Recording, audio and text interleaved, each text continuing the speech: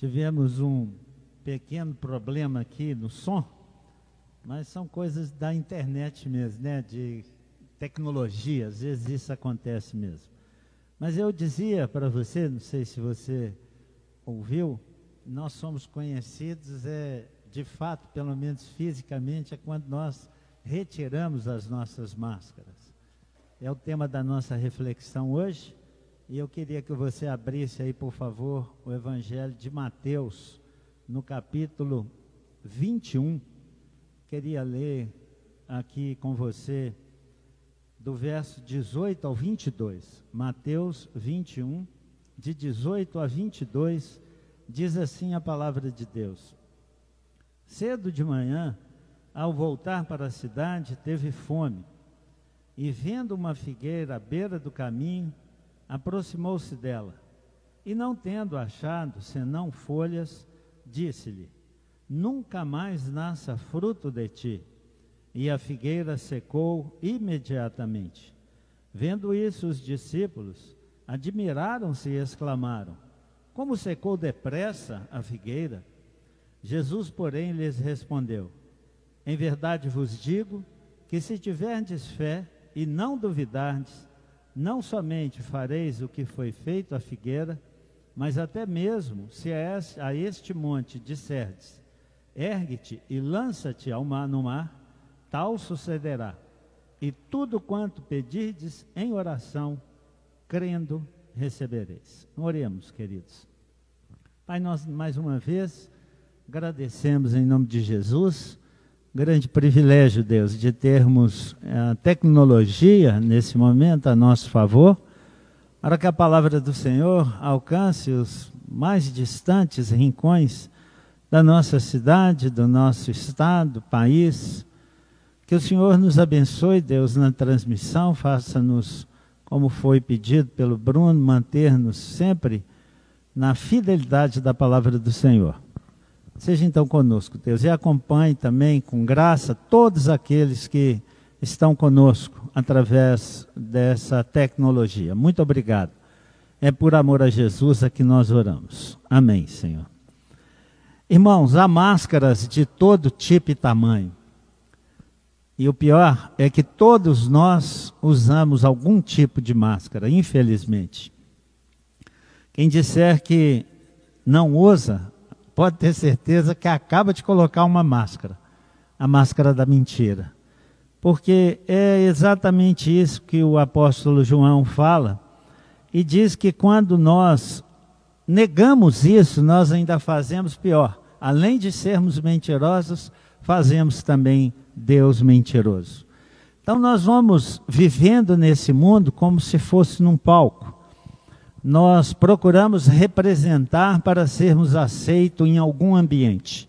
Se você observar, isso acontece desde cedo. Talvez você já tenha ouvido sua mãe ou alguma outra mãe comentando e dizendo assim do filho: esse meu filho, quando ele não está diante de mim, é uma bênção. Quando ele está longe de mim, ele não faz tolice.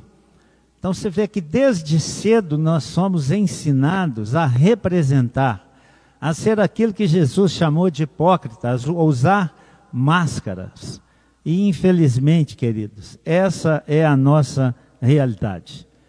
Muitos crentes dentro da igreja usam a máscara da piedade, discursam, falam coisas maravilhosas e eventualmente até ensinam a respeito disso, mas a piedade está longe deles. Alguns usam a máscara do orgulho. Talvez você ache que já sabe tudo, ache que não precisa mais participar, por exemplo, de escola dominical, que não precisa mais participar de culto, de ouvir mensagem, se satisfazendo com isso. Querido, essa é uma máscara perigosa, que é a máscara do orgulho, que foi exatamente aquilo que transformou anjos em demônios. Então você veja o quanto essa máscara é perigosa. Então se nesse momento você está usando essa máscara, querido, tire essa máscara.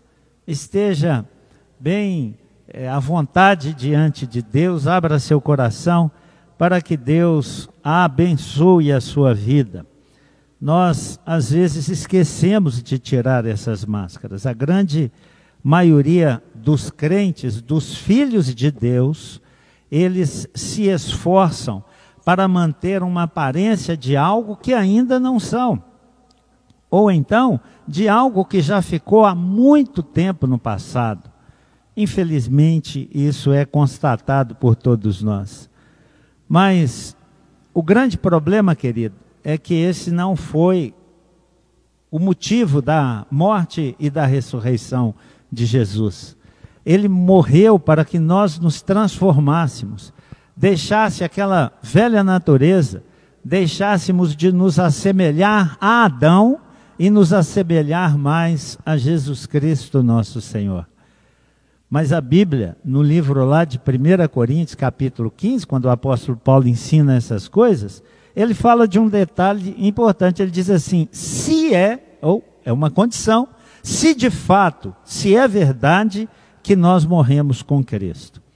Essa então é uma condição necessária para nós nascermos de novo e sermos esse novo homem, essa nova mulher, esse novo jovem ou esse novo adolescente que a palavra de Deus diz que nós temos condições de ver.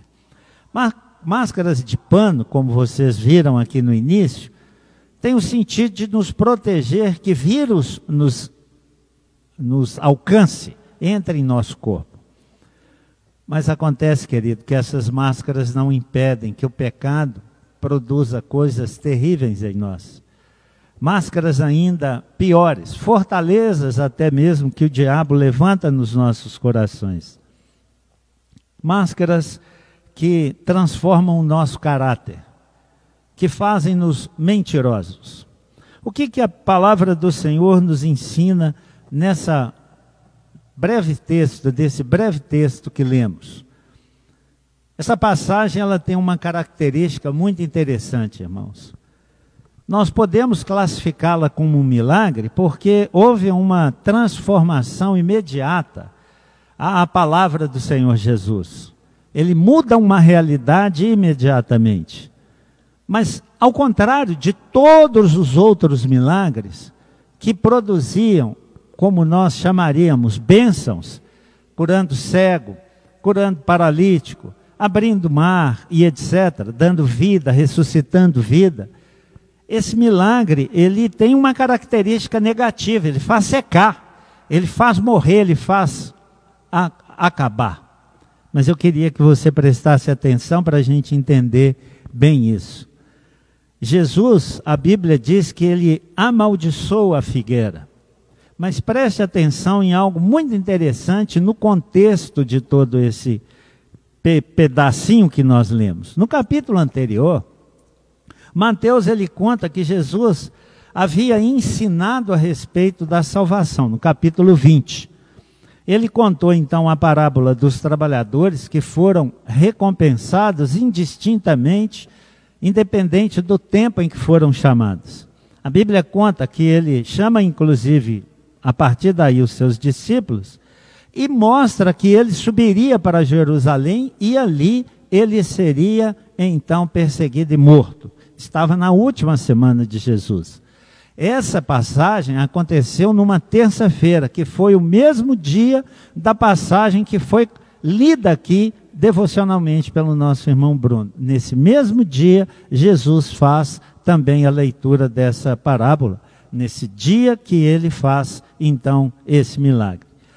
Logo a seguir, no capítulo 20 ainda de Mateus, a mãe de Tiago e João, perceba o contexto, chega para Jesus e pede que um dos dois fique sentado à direita e o outro à esquerda.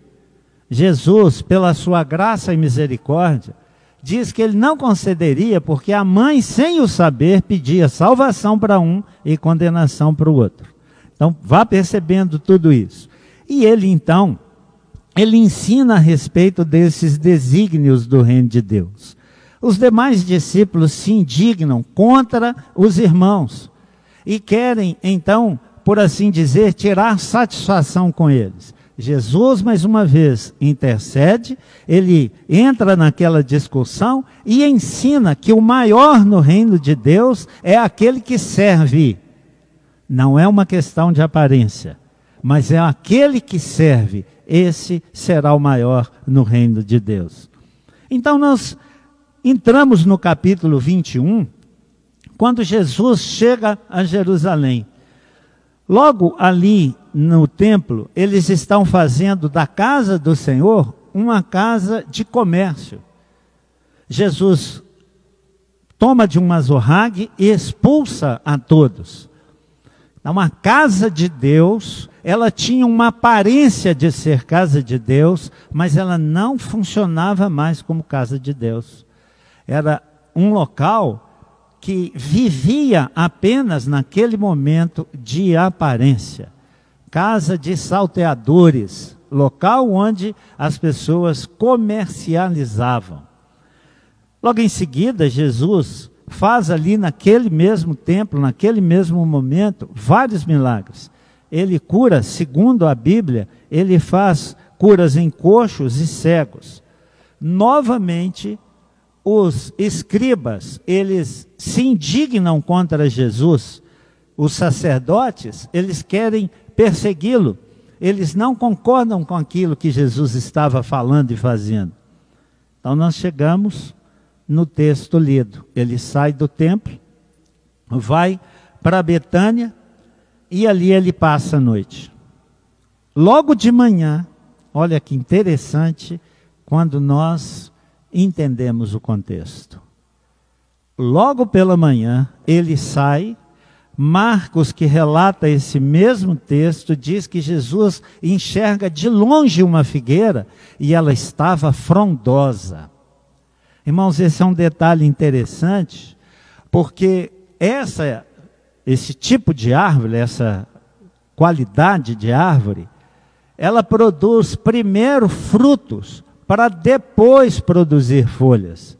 Então, quando Jesus a enxerga de longe e a vê frondosa, cheio de ramos novos, de folhas novas, ele deduz que aquela figueira então tinha figos. E ele chega até ali para saciar a sua fome. Mas ela não tinha, aquela figueira estava fazendo uma propaganda enganosa. Ela estava vivendo de aparência. Ela estava usando máscara. Ela estava mentindo. Jesus então, diz o texto, ele amaldiçoa aquela figueira e ela seca imediatamente. Você já viveu com pessoas assim, querido? Que você percebe claramente que está vivendo de aparência. Pessoas que tentam enganar com seus discursos, ou mesmo com algumas atitudes. Você já viveu com pessoas assim? Essa época em que nós estamos vivendo, ela é muito oportuna. Algumas pessoas, queridos, elas são como Naamã. Você vai ler aí o texto aí, 2 Reis, capítulo 5. Naamã, diz a palavra do Senhor, era comandante de um exército. Ele era rei da Síria. Era grande homem diante do seu Senhor. E de muito conceito. Veja bem, que descrição maravilhosa. Mas tinha um detalhe. Ele era, através dele, Deus, ele era útil nas mãos de Deus. Deus lhe concedera muitas vitórias. Ele era um herói da guerra. Que bom que terminasse aqui esse texto. Quem dera se nós terminássemos aqui a leitura. Mas a Bíblia, querido, sem nenhum propósito de esconder, ela diz assim: porém leproso. Quem conhecia de verdade Naamã? Pouquíssimas pessoas. Apenas as pessoas do seu convívio mais íntimo. E assim somos muitos de nós, irmãos. Quem dera se as descrições a nosso respeito terminassem, por exemplo, com frases do tipo: ah, ele é uma bênção. Nossa, ele faz coisas tão maravilhosas, ele canta tão bem, ele prega tão extraordinariamente bem, ele sempre é o primeiro a chegar na igreja. Quem dera, não é? Que isso terminasse assim. Mas o triste, querido, é que às vezes as expressões são acompanhadas de um mas. Ele faz isso, mas ele é uma pessoa que abençoa muitos, mas, sabe, querido, é isso que é o problema da máscara. Eu queria deixar para você algumas lições importantes nessa nossa reflexão. Primeiro, alguns têm vivido realmente com máscaras. Por assim dizer, aquela figueira, ela prometia algo que ela não tinha. Ela enganava, ela vivia de propaganda, talvez como alguns de nós. Irmãos, eu acho que eu nunca vi uma época tão oportuna para crente se dizer saudoso do culto. Você tem ouvido também, como eu? As pessoas dizem que estão loucas para o culto retornar. Sabe o que eu fico pensando? Que se hoje fosse liberado realmente os cultos, com carga total de pessoas, as igrejas não caberiam de gente. Tamanho número de pessoas que se dizem desejosas, saudosas de voltar ao culto. Mais ou menos como aí os filhos de Corá, aí no Salmo 42, veja aí, a palavra do Senhor diz assim: como suspira a corça pelas correntes de água, assim por ti, ó Deus, suspira a minha alma. A minha alma tem sede de Deus, do Deus vivo. Quando irei e me verei perante a face de Deus? Lembro-me dessas coisas e dentro de mim se derrama a alma, de como passava eu com a multidão de povo em procissão à casa de Deus, entre gritos de alegria e louvor, multidão em festa. Querida, é impressionante. Eu penso que se hoje nós tivéssemos liberdade de cultuar presencialmente, nós teríamos que ter 2, 3 cultos, pelo número de pessoas que dizem que estão saudosas do culto. Mas quando eu chego mais perto para examinar, relacionando com a parábola, quando eu quero ver isso mais de perto, sabe o que eu constato, querido? Que essas pessoas tinham liberdade e não cultuavam. Que essas pessoas tinham todas as condições para estar no culto, para estar na escola dominical, mas elas não faziam. Elas estão vivendo de máscara. Elas estão imaginando alguma coisa que elas nunca vão entregar. Mas um dia essas máscaras vão cair, né, querido? Como era a frequência, né? A gente sabe muito bem, sabe as pessoas que eram frequentes. Algumas pessoas, queridos, elas têm discursos impressionantes, elas impressionam pela sua aparência e pela sua eloquência. Algumas, pela sua piedade, dizem que fariam isso, que a igreja tem que fazer isso pelos necessitados, mas nunca se oferecem para o trabalho. Nunca estão dispostos a contribuir. Como então essa pessoa é capaz de fazer isso? Isso é viver de aparência, querido. É viver com máscara. É tentar mostrar alguma coisa que ela não pode entregar. Quando Samuel chegou na casa de Davi, de Jessé, o pai de Davi, o primeiro homem que ele vê é Eliabe. Veja o que a Bíblia diz. Sucedeu que entrando eles, viu a Eliabe e disse consigo: certamente está perante o Senhor o seu ungido. Ele julgou pela aparência. Mas veja a resposta do Senhor: não atentes para a sua aparência, Samuel. Você tem convivido com pessoas assim, querido? Não julgue pela aparência, não atente para a aparência, nem para a sua altura, porque eu o rejeitei. Porque o Senhor não vê como vê o homem vê o exterior, o Senhor, porém, o coração. Que coisa, né, amado? Se você lembra de Pedro e dos demais discípulos, Jesus disse a eles que ainda que me seja necessário, veja a arrogância de Pedro, veja o que é uma máscara.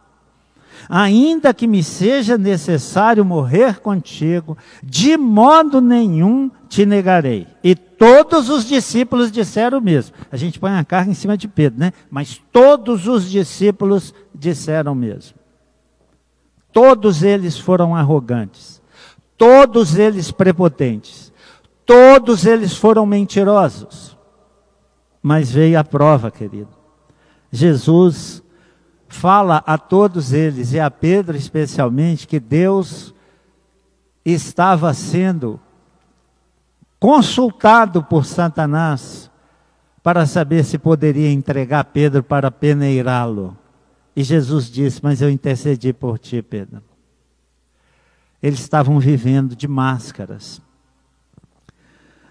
Nós temos na Bíblia um versículo tão claro, querido, para você que alardeia, para que propagandeia, que quando o culto voltar, você quer abraçar os seus irmãos, você vai ser o primeiro a chegar. Olhe bem, Jesus disse assim: se me amais, guardareis os meus mandamentos. Aquele que tem os meus mandamentos e os guarda, esse é o que me ama.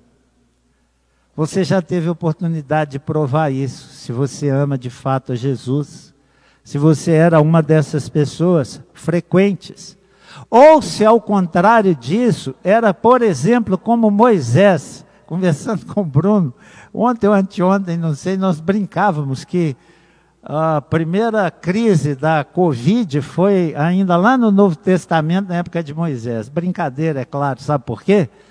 Porque Moisés colocou um véu sobre a face. Porque quando ele desceu do morro, depois de 40 dias na presença de Deus, o seu rosto brilhava e os irmãos não conseguiam olhar para ele e pediram a ele: Moisés, cobre o seu rosto, porque nós não conseguimos olhar para você. E ele cobriu. Mas sabe o que aconteceu, querido? Aquele brilho foi passando. Mas ele não tirou o véu. E Paulo, para que não fique nenhuma dúvida para nós, o apóstolo Paulo aí no texto de 2 Coríntios, capítulo 3, ele diz assim: e não somos como Moisés, que punha véu sobre a face, para que os filhos de Israel não atentassem na terminação do que se desvanecia. Do que você está vivendo, querido? Do passado? Você tenta mostrar que ainda era aquele crente dedicado, consagrado dos seus primeiros dias. Você ainda tenta fazer assim? Ainda está vivendo com um véu sobre a face, para que ninguém perceba que a glória de Deus já não é a mesma na sua vida, que tudo já tem se desvanecido. Que tristeza, querido. Quantos são os irmãos que são uma pessoa dentro da igreja, outra na universidade, no trabalho, dentro do seu lar? Máscaras, se adaptando a cada uma das situações, a cada uma das necessidades. Voltando à figueira, não era a época de figo, mas ela ali propagandeava, alardeava, fingia ser uma coisa que não era. Segunda lição que eu queria que você prestasse atenção: máscaras um dia são retiradas. Você não tenha dúvida disso, querido. Você não consegue viver assim o tempo todo. É uma questão de dia, mais dia, menos dias. Por exemplo, nessa questão da pandemia, mais dia, menos dias isso vai acabar. E para aquelas pessoas que vivem falando que estão com saudade do culto, será o dia de ser provado. Para aquelas pessoas que faltavam aos cultos de ceia, mas que dizem que agora querem ceia, esse dia vai acabar, querido. Mais dia, menos dia, essa pandemia ela vai terminar. E então nós seremos vistos como de fato somos. O que tem atraído as pessoas a nós, irmãos? São folhas, são frutos, é a máscara que eu uso, ou é porque elas me veem como de fato eu sou? Os primeiros capítulos do Apocalipse mostram Jesus reconhecendo várias ações nas igrejas. E ele diz, eu tenho visto, eu tenho visto, eu tenho visto. Glória a Deus, né, irmão?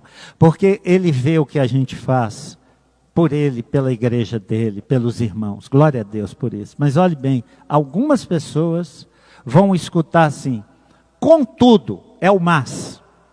Contudo, eu tenho contra você. Você lembra da igreja de Laodiceia? A igreja de Laodiceia, aquele pastor da igreja, que ali é chamada de anjo, ele dizia assim, estou rico e abastado, e não preciso de coisa nenhuma. A resposta de Jesus, você nem sabe que você é infeliz, sim, pobre, cego e nu. Querido, mais dia, menos dia. Tudo isso vai acabar, tudo isso vai mudar, o Senhor vai vir ter conosco. E a palavra que ele disse a todas as igrejas do Apocalipse foi, arrepende-te. Eu sei que alguns irmãos protelam esse dia e vão adiando, sempre considerando que tem uma outra oportunidade. Mas isso me remete ao terceiro ponto e último. Haverá um último dia, querido. Haverá um último dia. Acredite nisso de todo o coração. No texto lido, houve um último dia para aquela figueira. Ela fingia, ela mentia, mas houve um último dia. Naquele dia, ela secou completamente. E a condenação de Jesus, o que é chamado de maldição, é a maldição do estado dela, porque ela ficou no estado em que estava, estéril. Ela não foi transformada, ela permaneceu estéril para sempre. Ela secou no estado em que estava, mentindo e enganando. Haverá um último dia para nós, irmãos. Você pode acreditar nisso de todo o coração. Jesus Cristo, quando ele estava nesse mundo, Lucas capítulo 17, veja bem, diz assim o Senhor aos seus discípulos, assim como foi nos dias de Noé, será também nos dias do Filho do Homem. Comiam, bebiam, casavam, davam-se em casamento, até, olhe bem, até o dia em que Noé entrou na arca e veio o dilúvio e destruiu a todos. Acabou. Houve um último dia para aquelas pessoas. O mesmo aconteceu nos dias de Ló. Comiam, bebiam, compravam, vendiam, plantavam e edificavam. É interessante que Jesus não aponta nenhum grande pecado, mas aponta desprezo à palavra de Deus. Mas, no dia em que Ló saiu de Sodoma, choveu do céu fogo e enxofre e destruiu a todos.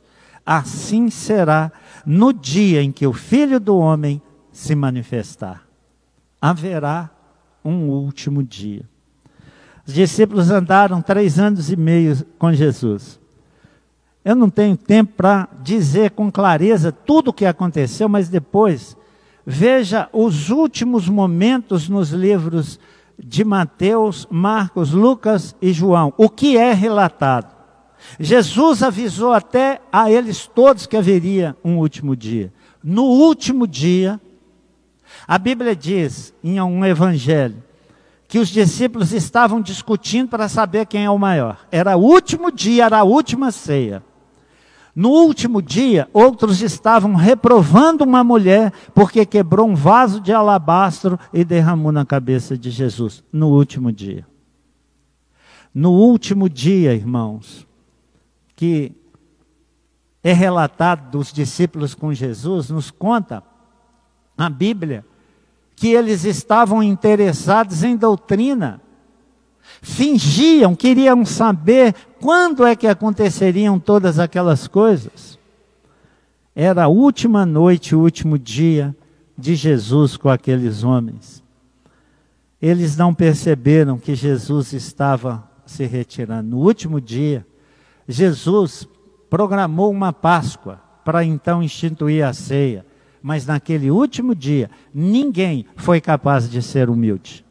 Ninguém foi capaz de lavar os pés uns dos outros. E eles se espantaram quando Jesus toma a toalha e aquela bacia e passa a lavar os pés de todos. Mas eles não se deram conta disso.